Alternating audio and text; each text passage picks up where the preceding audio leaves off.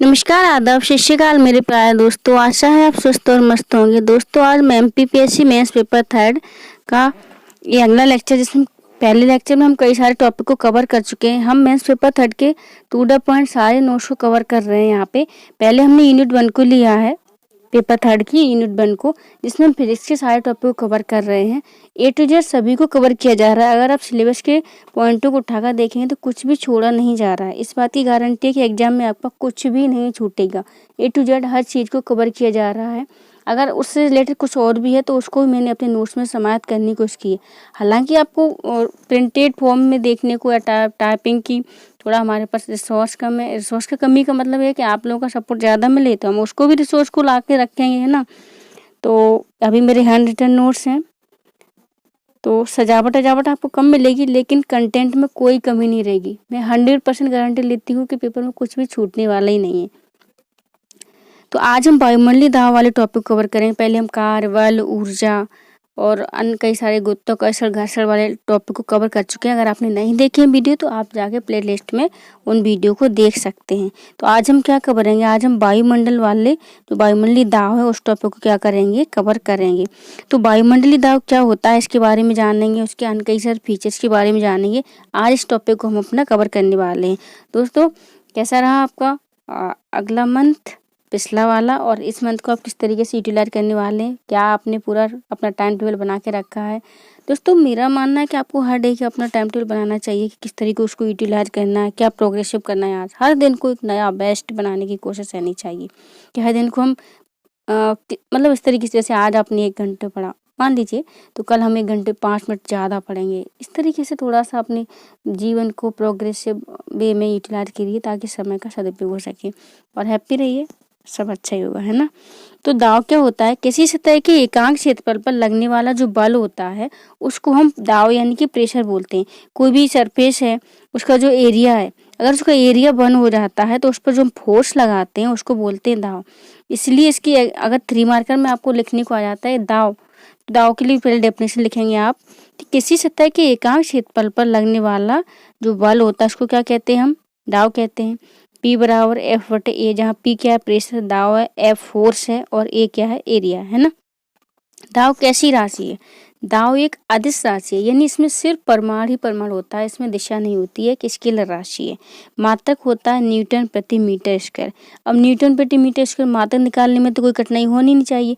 P बराबर F/A है, तो F हो गया न्यूटन, A हो गया मीटर स्क्वायर, तो A अपॉन में है तो प्रति मीटर स्क्वायर हो गया। तो दाव का मात्रक हो गया न्यूटन प्रति स्क्वायर। दाव को अगर 3 मार्कर में लिखने आता है तो ये सबसे पर्याप्त है, इससे और कुछ आपको ज़्यादा लिखना नहीं है, ठीक है। तो किसी सतह के एकांक क्षेत्रफल पर लगने वाला बल एक लाइन में हो गया, दूसरे में राशि लिख देंगे आदेश, तीसरे में लिख देंगे मात्रक न्यूटन प्रति मीटर स्क्वायर, और ये फॉर्मूला लिख देंगे P=F/A। तो इस तरीके से हम क्या कर सकते हैं, दाव को परिभाषित कर सकते हैं बहुत ही अच्छे वे में, है ना। अब हम देखेंगे वायुमंडलीय दाव। वायुमंडलीय दाव क्या होता है? वायुमंडलीय दाव की एक सिस्टमेटिक परिभाषा है, यानी वह दाव जो पारे के 76 सेमी लंबे कॉलम द्वारा 0 डिग्री सेल्सियस पर 45 डिग्री अक्षांश पर समुद्र तल पर लगाया जाता है। यानी 76 सेमी लंबे कॉलम द्वारा 76 सेमी लंबे कॉलम द्वारा समुद्र तल पर लगाया गया दाव ही वायुमंडलीय दाव कहलाता है। किसके द्वारा? पारे के द्वारा लगाया जाता है। यह 1 वर्ग सेंटीमीटर अनुप्रस्थ काट वाले पारे के 76 सेंटीमीटर लंबे कॉलम के भार के बराबर होता है। यानी यही वायुमंडलीय दाव की सिस्टमेटिक परिभाषा है।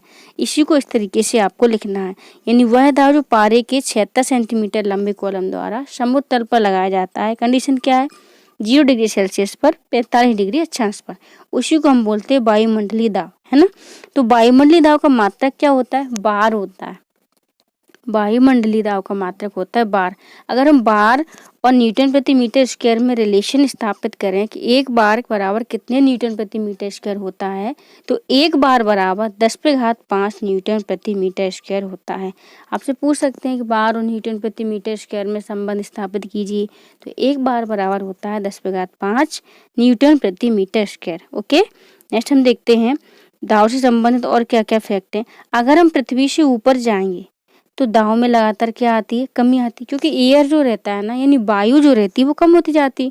तो जितनी वायु की मात्रा कम होती जाएगी उसका प्रेशर कम होता जाएगा। तो पृथ्वी की सतह से ऊपर जाने पर क्या होता है, वायुमंडलीय दबाव में कमी आती है। पहाड़ों पर इसलिए खाना बनाने में कठिनाई होती है। जब प्रेशर कम होगा तो खाना क्या देर से पकेगा, इसलिए वहां पर खाना बनाने में क्या होती है, कठिनाई होती है। वायुयान में क्या होता है, वहां पर वायु कम होती है, वायुमंडलीय दाब कम होता है, तो फाउंटेन पेन से क्या होता है, उल्टे स्याही क्या है, रिसने लगती है, अपने आप स्याही बाहर निकलने लगती है।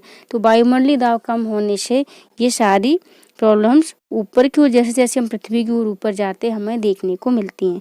यानी पहाड़ों पर या प्रेशर कुकर में खाना बनाने में हमको कठिनाई होगी, देर से खाना पकेगा, वायुमंडल में फाउंटेन पेन से स्याही निकलने लगेगी, है ना। अब बात आती है कि वायुमंडलीय दाब को मापते कैसे। तो वायुमंडलीय दाब को मापन के पैमाने हैं, जैसे कि बैरोमीटर। तो बैरोमीटर से क्या करते हैं, हम वायुमंडलीय दाब का क्या करते हैं, मापन करते हैं। जैसे कि थर्मामीटर से हम टेम्परेचर मापते हैं, है ना। रेक्टर स्केल पर जैसे हम भूकंप मापते हैं। अन्य कई सारे पैमाने हैं, है ना। मीटर से हम लंबाई मापते हैं, और तराजू जो होती है किलोग्राम से हम वजन मापते हैं। उसी प्रकार बैरोमीटर से हम वायुमंडलीय दाब का क्या करते हैं, मापन करते हैं। इसकी सहायता से मौसम संबंधी हम पूर्वानुमान लगाते हैं। बैरोमीटर होता है, हम उसको रखते हैं, उसमें जो भी पैमाने आते हैं, जो भी उसमें डाटा आता है, उसके अनुसार हम क्या लगाते हैं, अनुमान, कि कैसा तापमान रहने वाला है, कैसा मौसम रहने वाला है। यदि बैरोमीटर का जो तापमान है एकाएक नीचे गिर जाता है सर से, जैसे मान लो ये अपना बैरोमीटर है ना, इसमें जो सभी डाटा इस तरीके से स्केल रहेगी पूरी, अगर वो एकदम से नीचे गिर जाता है तो हमें अनुमान लगाएंगे कि आंधी आने की संभावना है। अगर बैरोमीटर का जो दाव है, जो उसका पैमाना है, एकदम से नीचे गिरता है, तो सीधी सी बात है कि आंधी आने की संभावना है। लेकिन अगर वो धीरे धीरे नीचे गिरता है, ऐसे ऐसे ऐसे ऐसे, तो वर्षा होने की संभावना है। एकदम से अगर नीचे गिरेगा वायु जो बैरोमीटर का पारा है, जो उसका मापांक है, तो आंधी आने की संभावना रहेगी। लेकिन अगर वो धीरे धीरे नीचे गिरेगा तो वर्षा होने की संभावना रहेगी। और जब धीरे धीरे ऊपर चढ़ता है तो दिन साफ रहने की संभावना रहती है। ये आपका बैरोमीटर हो गया। पारा धीरे पहले 5 डिग्री हुआ, फिर 10 डिग्री हुआ, 10 सेमी हुआ, फिर 15 सेमी हुआ था, 20 सेमी हुआ। इस तरीके से अगर वो धीरे धीरे ऊपर चढ़ रहा है तो मतलब क्या है कि दिन साफ रहने वाला है, बढ़िया से धूप निकलेगी, कोई नमी नहीं रहेगी, कोई बादल नहीं छाए रहेंगे। ये बैरोमीटर के पाठ्यांक से हमको पता चलता है। क्या पता चलता है कि बैरोमीटर का पाठ्यांक अगर एकदम से गिरा तो आंधी आएगी, और अगर वो धीरे धीरे गिर रहा है तो वर्षा होगी, और अगर वो धीरे धीरे ऊपर उठ रहा है तो दिन साफ रहने की संभावना रहती है। यानी बैरोमीटर से हम क्या नापते हैं, वायुमंडलीय दाब मापते हैं, और उसी के अनुसार हम ये अनुमान लगाते हैं कि मौसम कैसा रहने वाला है, आंधी आएगी, वर्षा होगी, या फिर दिन साफ रहने की संभावना है। द्रव्य दाब के बारे में हम देखते हैं। द्रव यानी लिक्विड, कोई भी तरल पदार्थ, जैसे पानी हो गया, दूध हो गया, तेल, घी। द्रव के अणुओं द्वारा बर्तन की दीवार पर, जिस भी बर्तन में द्रव रखा जाता है उसकी दीवार पर अथवा तली के प्रति एकांक क्षेत्रफल पर लगने वाले बल को हम क्या कहते हैं, द्रव कहते हैं। मान लीजिए कोई बर्तन है, इसमें दूध या पानी भरा हुआ है, तो दूध या पानी के जो अणु हैं, इसकी दीवार पर और इसके एरिया पर जो फोर्स लगाएंगे, जो बल लगाएंगे, उसी को हम क्या बोलेंगे, द्रव में दाब बोलेंगे। यानी द्रव के अणुओं द्वारा बर्तन की तली अथवा दीवार पर लगने वाले बल को क्या बोलते हैं, हम द्रव का दाब बोलते हैं। द्रव के दाब का फॉर्मूला होता है P = H × D × G, है ना। द्रव के दाब का क्या फॉर्मूला होता है, P = H × D × G। H हो जाती ऊंचाई, D हो जाती गहराई, और G हो जाता है आपका गुरुत्वीय त्वरण, ठीक है। द्रव का जो दाब होता है उस पात्र के आकार आकृति पर निर्भर नहीं करता है जिसमें द्रव रखा जाता है। यानी कैसा भी पात्र हो, यदि ये पात्र है या फिर ये पात्र है या फिर ये पात्र है ना, कोई सा भी पात्र अगर उसमें लिक्विड रखा है तो जो द्रव का दाब है इस बात पर निर्भर नहीं करेगा कि जो बर्तन है उसका आकार आकृति कैसी है, छोटा है, बड़ा है या फिर गोल है। इस पर डिपेंड नहीं करता है। इस पर डिपेंड करता है कि उसके अणु जो हैं कितना फोर्स लगा रहे हैं तली पर या बर्तन की दीवार पर, ठीक है। अब द्रवों में दाब के नियम देख लेते हैं हम कि क्या है द्रवों में दाब के नियम। स्थिर द्रव में एक ही क्षैतिज तल में स्थित सभी बिंदुओं पर दाब समान होता है। कोई बर्तन है, इसमें पानी या दूध भरा हुआ है, एकदम शांत साइलेंट स्टेट में है, कोई मोशन नहीं हो रहा है, ना इसको कोई हिला रहा है ना डुला रहा है, यानी स्थिर है ये। तो इस कंडीशन में क्या होगा, इसमें सभी बिंदुओं पर क्या लगेगा, दाव समान लगेगा। सभी बिंदुओं पर क्या लगेगा, दाव समान लगेगा, चाहे ये यहाँ पे स्थित बिंदु हो या यहाँ पर स्थित बिंदु हो, यहाँ पर स्थित बिंदु हो, यहाँ पर हो, यहाँ पर हो। जब कोई भी द्रव पात्र में स्थिर अवस्था में है, शांत अवस्था में है, तो उस कंडीशन में क्या होगा, सभी बिंदुओं पर दाव समान लगेगा, कोई मोशन नहीं हो रहा है, कोई डिस्टर्बेंस नहीं हो रहा है। स्थिर द्रव के भीतर किसी बिंदु पर दाव प्रत्येक दिशा में बराबर होता है। ये बर्तन है, इसमें कोई लिक्विड भरा हुआ स्थिर है, तो इस कंडीशन में जो दाव लगेगा ना, हर दिशा में बराबर होगा, चाहे इस दिशा में बात कर लो, चाहे उस दिशा में बात कर लो, चाहे इधर यानी नॉर्थ ईस्ट साउथ वेस्ट जिधर भी करो, हर दिशा में दाव की मात्रा कैसी होगी, इक्वल होगी, समान होगी। ओके, यानी कंडीशन क्या है, द्रव स्थिर होना चाहिए। द्रव के भीतर किसी बिंदु पर दाव स्वतंत्र तल से बिंदु की गहराई के अनुक्रमानुपाती होता है। ये बर्तन हो गया, इसमें द्रव भरा हुआ है, तो अगर हम इस बिंदु पर दाव की बात करें तो वो कितना, द्रव की तल से बिंदु की गहराई के अनुपाती होगा, है ना। ये बर्तन हो गया, देखना ये बर्तन हो गया, ये इसमें लिक्विड भरा है, यहाँ पर एक बिंदु है, तो इस बिंदु पर अगर हम दाव की बात करें, ये द्रव का तल हो गया, स्वतंत्र तल से बिंदु की गहराई के क्या होगा, अनुपाती होगा, तो द्रव के तल के क्या होगा, ये अनुपाती होगा, स्वतंत्र तल से बिंदु की गहराई की। दाव के इस बिंदु पर हम बात कर रहे हैं कि कितना दाव लग रहा है, तो बिंदु की गहराई के ये अनुपाती होता है, बिंदु कितनी गहराई पर है। ठीक है, किसी बिंदु पर द्रव का दाव द्रव के घनत्व पर निर्भर नहीं करता है। द्रव का घनत्व कम है या ज़्यादा, यानी द्रव पतला है या गाढ़ा है, इस बात पर द्रव का दाव निर्भर नहीं करता है, निर्भर करता है, स्लिप ऑफ टंग, है ना। किसी बिंदु पर द्रव का दाव, द्रव के कभी कभी ना बोलने में उच्चारण में थोड़ी बहुत मिस्टेक हो जाती है, क्योंकि हम फ्लो में चले जाते हैं ना, समझ ही नहीं आता कि कहाँ कैसे मिस्टेक हो गई, हम सॉरी। किसी बिंदु पर द्रव का जो दाव होता है द्रव के घनत्व पर निर्भर करता है, यानी अगर द्रव बहुत पतला है तो दाव कम होगा, है ना। और द्रव अगर बहुत गाढ़ा, शहद हो गया और अन्य कई सारे ऐसे लिक्विड हो गए जो कि बहुत ज़्यादा घनत्व इनका अधिक होता है, सयान होते हैं, अधिक इनमें घनत्व पाया जाता है, अधिक गाढ़े होते हैं, तो उनमें अलग दाव होगा। जो तरल है, लिक्विड है, दूध पानी हो गया, उनमें अलग दाव होगा, है ना।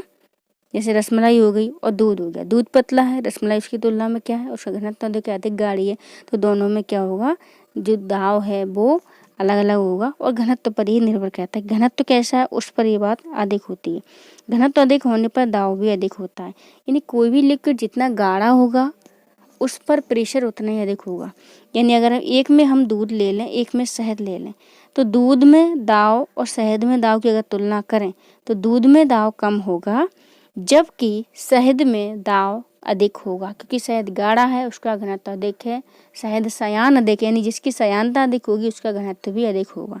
तो जो दाव है वो घनत्व पर क्या करता है, निर्भर करता है। ठीक है, दाव संबंधी पास्कल के कुछ नियम है, इनको हम देख लेते हैं। पास्कल ने क्या है, पहला नियम दिया, पहले कथन में उन्होंने कहा कि यदि गुरुत्वाकर्षण प्रभाव को हम नगण्य मान लें कि गुरुत्वाकर्षण का प्रभाव है ही नहीं, तो संतुलन की अवस्था में द्रव के भीतर प्रत्येक बिंदु पर दाव समान होता है। जो बात हम ऊपर पढ़ के आए हैं ना, कि कोई द्रव स्थिर है तो उस अवस्था में उस पर सभी बिंदुओं पर दाव समान होगा, वही पास्कल ने अपने पहले कथन में कही है। पास्कल ने क्या कहा है कि कोई भी द्रव जो है उस पर गुरुत्वाकर्षण नहीं लग रहा है। पास्कल ने क्या कहा है कि कोई भी द्रव जिस पर गुरुत्वाकर्षण नहीं लग रहा है, यानी गुरुत्वाकर्षण शून्य मान लें, है ही नहीं गुरुत्वाकर्षण, तो संतुलन की अवस्था में यानी कि स्थिर अवस्था में द्रव के भीतर चाहे बिंदु यहाँ स्थित हो, चाहे बिंदु यहाँ स्थित हो या यहाँ में स्थित हो, प्रत्येक बिंदु पर दाव क्या होगा, समान होगा, इक्वल होगा, है ना। ये कहा है पास्कल ने। जो बात हम ऊपर पढ़ के आए हैं वही पास्कल ने यहाँ पर बोला है। अगला उनका दूसरा कथन हम देखते हैं कि पास्कल ने क्या बोला है।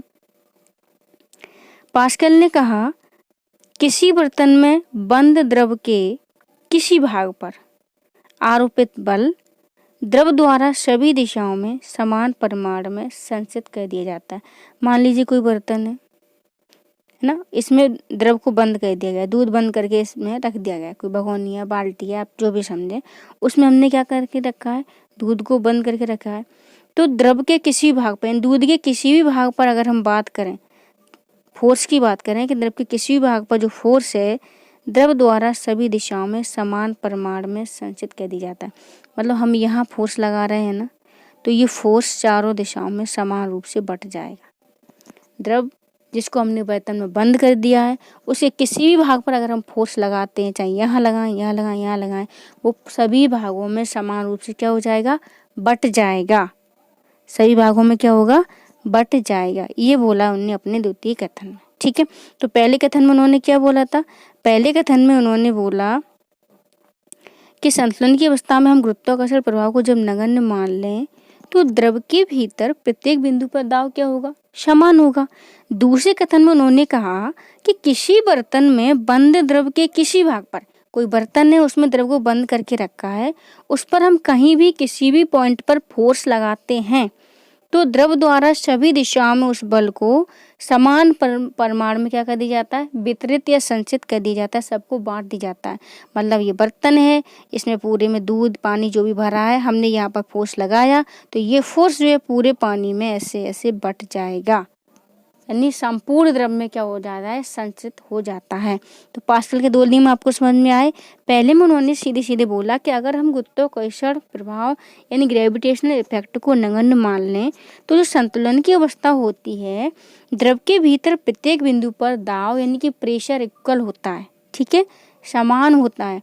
द्वितीय कथन में उन्होंने कहा कि किसी बर्तन में बंद द्रव के किसी भाग पर अगर हम फोर्स लगाते हैं तो वह फोर्स सभी दिशाओं में समान परिमाण में क्या होता है, संचित कर दिया जाता है, यानी कि वितरित कर दिया जाता है। ठीक है, पास्कल के नियम पर आधारित कुछ यंत्र हैं, देख लेते हैं, यानी कुछ ऐसी डिवाइसेज जो सिर्फ और सिर्फ पास्कल के नियम पर ही कार्य करती हैं, जैसे कि हाइड्रोलिक लिफ्ट हो गया, हाइड्रोलिक प्रेस हो गया, हाइड्रोलिक ब्रेक हो गया।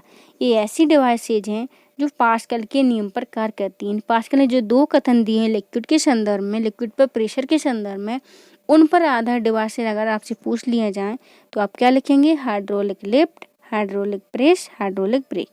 आपसे कह सकते हैं कि पास्कल के नियम पर आधारित 3 डिवाइसों, 3 युक्तियों, 3 यंत्रों के नाम बताइए। 3 मार्कर में आप आराम से लिख पाएंगे, hydraulic lift, hydraulic press, hydraulic brake. Okay, next हम देखते हैं गलनांक पर दाब का प्रभाव क्या पड़ता है। जो गलनांक मतलब क्या होता है, जब किसी वस्तु पर जब हम ताप लगाते हैं, यानी निश्चित ताप पर ठोस का द्रव में बदलना, ये तो गलन कहलाता है। तो वह ताप जिस पर ठोस द्रव में बदलता है, गलनांक क्या होता है, वह ताप जिस पर ठोस द्रव में बदलता है गलनांक कहलाता है। तो गलनांक पर भी दाब का प्रभाव पड़ता है। तो हम देखते हैं कि कैसे पड़ता है प्रभाव। गर्म करने पर जिन पदार्थों का आयतन बढ़ता है, यानी जो फैलते हैं, ऐसे पदार्थ जिनको गर्म करने पर जो फैलते हैं तो दाब बढ़ाने पर उनका गलनांक भी बढ़ जाता है। ऐसे पदार्थ आपने अपने जीवन में कुछ देखे होंगे जिनको गर्म करने पर फैलते हैं, जैसे कि मक्खन हो गया। मक्खन हो गया, जब हम उसको गर्म करते, मक्खन को जब हम गर्म करते हैं ना तो फैलता है ना, आयतन बढ़ता है ना उसका, तो उसका गलनांक भी दाब बढ़ाने पर बढ़ेगा। यानी ऐसे पदार्थ जिनको गर्म करने पर आयतन में फैलते हैं, ज़्यादा जगह घेरते हैं, उनका दाब बढ़ाने पर गलनांक भी बढ़ जाता है। जब तक आप साइंस को अपने डेली लाइफ में एग्जाम्पल सेट नहीं करेंगे, आपको समझ ही नहीं आएगा कि कहाँ किसका गलनांक बढ़ रहा है, किसी घट रहा है। सीधी सी बात है, मक्खन सबके घर में होता है, सबकी घर में गाय भैंस दूध होता है, मक्खन निकला जाता है, फिर उसको गर्म करके हम घी बनाते हैं। तो मक्खन आपने देखा होगा, जब हम उसको गर्म करते तो फैलता है। मतलब हमारा एग्जाम्पल यहाँ सेट हो रहा है कि गर्म करने पर जिन पदार्थों का आयतन बढ़ता है ना, तो दाब बढ़ाने पर उनका गलनांक भी क्या होगा, बढ़ जाएगा। ओके, नेक्स्ट हम देखते हैं, जैसे कि मोम और घी लिखा है ना यहाँ, मोम और घी, ठीक है। मोम को भी पिघलाने पर वो बढ़ता है, प्रसार होता है, ज़्यादा जगह गिरता है। तो जब दाब लगाएंगे, दाब बढ़ाएंगे तो गलनांक भी उसका बढ़ेगा। नेक्स्ट हम देखते हैं, गर्म करने पर जिन पदार्थों का आयतन घट जाता है, यानी ऐसे भी पदार्थ होते हैं जिन्हें आप गर्म करोगे तो उनका आयतन घट जाएगा, है ना। दाब बढ़ाने पर उनका गलनांक भी क्या हो जाएगा, कम हो जाता है। यानी जिन पदार्थों को गर्म करने पर वो कम जगह घेरेंगे तो दाब बढ़ाने पर गलनांक भी कम होगा। जिन पदार्थों को गर्म करने पर वो ज़्यादा जगह घेरते हैं तो दाब बढ़ाने पर गलनांक भी बढ़ जाता है। तो बर्फ़ क्या है, बर्फ़ को जब हम गर्म करेंगे तो वो सिकुड़ जाएगी, कम जगह घेरती है, आयतन उससे घट जाता है। इसलिए जब बर्फ़ पर हम दाब डालते हैं तो उसका गलनांक कम हो जाता है। आपने डेली लाइफ में देखा होगा, आप बर्फ़ बाहर से कहीं लेके आते हैं वगैरह तो बोलते हैं कि उसको दाब के रख दो कहीं ताकि घुले ना, है ना, ताकि घुल ना जाए, बनी रहे। तो इसका मतलब क्या हुआ सीधा सीधा कि अगर हम बर्फ पर अधिक दाव लगाते हैं तो गलनांक कम हो जाता है। गलनांक क्या है? ठोस का द्रव में बदलना। तो हम बर्फ को ठोस रखना चाह रहे हैं, हम उसको द्रव में बदलने नहीं देना चाह रहे, तो यानी गलनांक को कम रखना चाह रहे, तो हम क्या करेंगे? उस पर प्रेशर लगाएंगे, ज़्यादा से ज़्यादा चीज़ों से ढक के रख देंगे। कभी कभी तो हम बोलते हैं कि भूसा में उसको बंद कर दो, नहीं जहाँ गर्मी हो, टेम्परेचर हो, तो कम पिघलती है ना उसमें, उसको दबा के रख दो बंद करके। जितना उस पर प्रेशर लगेगा ना बर्फ पर, उतना ही वो कम गलेगी। तो एग्जाम्पल आपको समझ में आया? आई होप आपको क्लियर हो गया होगा, क्योंकि ये दोनों ही एग्जाम्पल आपके डेली लाइफ पे बेसिस है। कहीं ना कहीं हम डेली लाइफ में इनको यूज करते रहते, बट क्या है, हम नोटिस नहीं करते। जब तक चीज़ों को हम नोटिस नहीं करेंगे, हमें समझ में आने वाली नहीं है। अब देखते हैं कि क्वथनांक का दाव पर क्या प्रभाव पड़ता है। क्वथनांक का भी दाव पर प्रभाव पड़ता है। सभी द्रवों का क्वथनांक दाव बढ़ाने पर बढ़ जाता है। कोई भी लिक्विड हो, उसको अगर हम गर्म करते हैं, नहीं उसका टेम्परेचर बढ़ाते हैं, तो दाव बढ़ाने पर गलनांक बढ़ जाएगा। कोई भी लिक्विड, सभी द्रव्यों का क्वथनांक दाव बढ़ाने पर क्या होता है? बढ़ जाता है। मान लो हम गर्म करें किसी चीज़ को, ठीक है, और अगर उसको दबाते हैं, प्रेशराइज करते हैं, तो उसका टेम्परेचर क्या हो जाता है? हाई हो जाता है ना। किसी को दबाने पर, दाव बढ़ाने पर, प्रेशर बढ़ाने पर उसका क्वथनांक क्या हो जाता है? बढ़ जाता है। ये समझ में आया आपको? तो हमने वायुमंडलीय दाव का छोटा टॉपिक था, लेकिन हमने इसमें सभी चीज़ों को समाहित करने की पूरी कोशिश की है, ताकि आपको एग्जाम में कुछ भी ना छूटे, कुछ भी ना छूटे। मैं अपने नोट्स में एक भी चीज़ को ना छोड़ नहीं रही हूँ। बस हो सकता है कि जो बाजार में चीज़ें मिलती हैं आपको बहुत ही सजावट के साथ प्रिंटेड फॉर्म में, वो अभी उपलब्ध नहीं है, लेकिन हाँ, कंटेंट में कोई कमी नहीं है। आपको शिकायत का बिल्कुल मौका नहीं मिलेगा। मेंस एग्जाम में जब आप बैठेंगी ना, तो आपको भी लगेगा हाँ, नोट्स थे मेरे पास, कुछ भी नहीं छूटा। क्योंकि आप किसी भी नोट्स को उठा के देख ली, इस तरीके से टू द पॉइंट फॉर्मेट में कुछ भी बकवास नहीं, नोट्स मिलना मुश्किल हो जाएगा। मैं तो कहूँगी पहले आप प्रैक्टिकल कर लें, मुझे बोलने की ज़रूरत नहीं है। तो हमने क्या क्या देखा यहाँ? हमने वायुमंडलीय दाव के बारे में जाना कि दाव क्या है ना, राशि, मात्रक वगैरह सब जाना। फिर हमने जाना वायुमंडलीय दाव क्या होता है, ऐसे ही मात्रक इसका क्या होता है, एक बार कितने न्यूटन प्रति मीटर स्क्वायर के बराबर होता है। अगर हम पृथ्वी से ऊपर जाएंगे तो दाव में क्या परिवर्तन आएगा, पृथ्वी से नीचे जाएंगे तो दाव में क्या परिवर्तन आएगा। बैरोमीटर क्या होता है, यानी कि वायुमंडलीय दाब जो होता है, एटमॉस्फेरिक प्रेशर जो होता है, उसको कैसे मापते हैं। हमने देखा कि हम बैरोमीटर से वायुमंडलीय दाब को मापते हैं, और जब हम वायुमंडलीय दाब के मापते हैं तो उसमें जो मापांक आते हैं, जो पैमाने आते हैं, उसके आधार पर हम क्या है, मौसम का पूर्वानुमान लगाते हैं कि पारा अगर अचानक से गिर रहा है तो आंधी आने वाली है, धीरे धीरे गिर रहा है तो वर्षा होने वाली है, और अगर धीरे धीरे ऊपर उठ रहा है तो मौसम साफ होगा, क्लीन एंड नीट, है ना, धूप निकलेगी अच्छे से। फिर हमने ये देखा कि द्रव्य दाब क्या होता है। जो कोई भी लिक्विड होता है तो वो भी अपनी जिस बर्तन में, जिस पॉट में रखा है, उसकी दीवारों पर, तली पर कोई फोर्स लगाएगा, तो उसी को हमने बोला द्रव का दाब। द्रव के दाब संबंधी हमने पास्कल के नियम भी देखे। पास्कल ने 2 कथनों के द्वारा द्रव के नियमों को क्या किया था? परिभाषित किया था। हमने उन डिवाइसेस को भी देखा जो पास्कल के नियम पर आधारित होती हैं। तो पास्कल के नियम पर आधारित 3 डिवाइसेस थी, वो थी हाइड्रोलिक लिफ्ट, हाइड्रोलिक प्रेस और हाइड्रोलिक ब्रेक। हमने ये देखा कि गलनांक पर दाब का प्रभाव क्या होता है, यानी ऐसे पदार्थ जिनको अगर हम गर्म करते हैं और अगर वो फैलते हैं तो सीधी सी बात है, तो उनका दाब बढ़ाने पर भी क्या होगा? गलनांक बढ़ जाएगा। जैसे कि मोम और घी। कुछ पदार्थ ऐसे भी होते हैं जिनको गर्म करने पर वो सिकुड़ते हैं, फैलते नहीं हैं, जैसे कि बर्फ, तो उनका दाब बढ़ाने पर गलनांक क्या हो जाता है? घट जाता है। नेक्स्ट हमने देखा कि क्वथनांक पर दाब का प्रभाव क्या पड़ता है। दाब बढ़ाने पर क्वथनांक क्या हो जाता है? बढ़ जाता है। कोई भी लिक्विड है, अगर हम दाब बढ़ाते हैं तो क्वथनांक बढ़ जाता है। दाब बढ़ाने पर क्या होता है? क्वथनांक बढ़ जाता है। आई होप आपको सारी चीज़ें क्लियर हुई होंगी। लेक्चर अगर फीडबैक देना ना भूलें, क्योंकि आपके फीडबैक से हमको समझ में आता है कि और क्या इम्प्रूवमेंट किया जा सकता है, क्या आपकी डिमांड है, किस तरीके से आप उसको लेकर चल रहे हैं। और लाइक करना ना भूलें, शेयर करना भी ना भूलें। ओके, स्वस्थ रहें, मस्त रहें, बढ़िया से पढ़ें, और कोई भी डाउट है तो बेझिझक पूछें, क्योंकि जब तक पूछेंगे नहीं तब तक सीखेंगे कैसे, और सीखता नहीं है तो उसका नॉलेज गेन कैसे होगा, कैसे बढ़ेगा। जब नॉलेज नहीं बढ़ेगा तो कॉन्फिडेंस भी लूज ही रहेगा। ठीक है, तो आज का लेक्चर यहीं समाप्त करते हैं। गुड लक, गुड बाय, जय हिंद, जय भारत।